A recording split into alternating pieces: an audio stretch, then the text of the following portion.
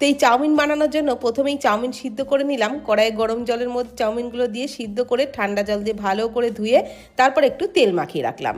এইবার একটা কড়াইয়ে অল্প সাদা তেলের মধ্যে দিয়ে দিলাম একটু রসুন কুচি, একদম লো ফ্লেমে নেড়েচেড়ে দিয়ে দিলাম পেঁয়াজ কুচি, তারপর একটু নেড়েচেড়ে দিয়ে দিলাম গাজর কুচি, আরও একটু ভাজা ভাজা করে নিয়ে দিয়ে দিলাম ক্যাপসিকাম কুচি, তারপর দিয়ে দিলাম কয়েকটা চেরা কাঁচা লঙ্কা, অল্প লবণ, একটু গোলমরিচ গুঁড়ো, সমস্ত কিছু দিয়ে নাড়াচাড়া করে বেশ ভালো করে ভেজে নিলাম। সব সবজি সফট হয়ে গেলে সিদ্ধ করে রাখা চাউমিনটা দিয়ে নাড়াচাড়া করে মিডিয়াম টু হাই ফ্লেমে খুব ভালো করে ভেজে নিলাম। দিয়ে দিলাম একটু টমেটো সস আর অল্প একটু সয়া সস, নাড়াচাড়া করে আরও কিছুক্ষণ ভাজা ভাজা করে নিলাম। আর যেহেতু গন্ধরাজ চাউমিন তাই গন্ধরাজ লেবু তো অবশ্যই লাগবে। তো গন্ধরাজ লেবুর সবুজ অংশ আলতো হাতে ঘষে দিলাম, দিয়ে দিলাম এক টুকরো গন্ধরাজ লেবুর রস, নাড়াচাড়া করে বেশ কিছুক্ষণ ভেজে নিলাম। সামান্য একটু চিনি দিলাম আর অল্প একটু লবণ দিয়ে আরও কিছুক্ষণ নাড়াচাড়া করে নামিয়ে নিলাম।